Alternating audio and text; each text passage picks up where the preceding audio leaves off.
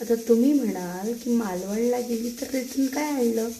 तिथं आम्ही वेगवेगळ्या फिश एन्जॉय केल्या, पण येताना माझ्या वहिनीने मला छान फ्रेश नारळ दिले. ह्या नारळांचं मी काय करणार आहे? आली आयडिया? येस, मी करणार आहे नारळाची बर्फी. तर बघूया कशी करते. नारळाला छानपैकी किसून घेतला आहे. त्याचा बारीक किस केल्यानंतर मी कढईमध्ये टाकला. आधी तुपात परतला आहे मी त्याला, आणि मग छान त्याच्यात मी साखर नाही टाकली आहे, कारण सगळ्यांना माहिती आहे साखर आपल्या शरीरासाठी चांगली नसते. म्हणून मी त्याच्यात गूळ टाकला आहे, कारण नंतर जेव्हा त्याचा रेडी शेड येणार आहे तेव्हा तुम्ही मला विचाराल की तुम्ही पांढरी बर्फी करायच्या ऐवजी अशी रेडिश का दिसते. तर त्याचं कारण आहे की मी त्याच्यात गूळ घातला आहे म्हणून. छान त्याच्यात ड्रायफ्रूट्स टाकले मी, आणि वेलची पावडर छान टाकली. त्या छान सुगंध पण येत होता, आणि त्याला सेट केली. आणि त्याला थोडा 1 तासासाठी मी सेट करायला ठेवली होती, कारण ते छान तेव्हाच बर्फी त्याची व्यवस्थित होते. म्हणून मग मी त्याला छान फ्रीजरमध्ये 1 तासासाठी मध्ये ठेवली, आणि मग वेट केला की छान तोपर्यंत होऊन जाईल. तुम्ही पण छानपैकी अशी बर्फी करू शकता, आणि खूप टेस्टी हेल्दी असते मुलांसाठी.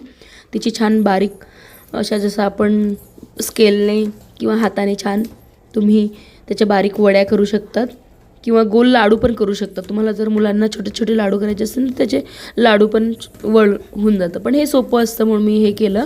मी फ्रीजरमध्ये छान त्याला गोठवून घेतलं आणि त्याच्या बारीक बारीक वड्या केल्या. हे नवीन वर्ष होतं. नवीन वर्षाची मी ही गाजराचा हलवा खाऊन कंटाळलेलो आपण. खोबऱ्याची वडी केलेली छान नवीन वर्षाची. आणि जरूर जेव्हा आपण नवीन वस्तू करतो, नवीन कोणती पण स्वीट डिश स्पेशली करतो, त्याला देवाला नक्की नैवेद्य दाखवायचा, जेणेकरून आपलं आयुष्य पण खूप छान गोड गोड असं होतं. स्पेशली नवीन वर्षाच्या सुरुवातीला मी हे केलं होतं, म्हणून मी देवाला याचा प्रसाद दिला. मुलांनी माझ्या प्रार्थना केली की नवीन वर्ष असंच गोड गोड छान जाओ आम्हा सर्वांना, आणि तुम्हा सर्वांनाही असंच ह्या बर्फीसारखं गोड गोड नवीन वर्ष जाओ. नव्या वर्षाची नवी सुरुवात ह्या छान गोड डिशने. सर्वजण या खायला खोबऱ्याची बर्फी. हॅपी न्यू इयर सर्वांना. तुमचं वर्ष असंच छान गोड जाओ ही सदिच्छा. Happy new year. नववर्षाच्या हार्दिक शुभेच्छा.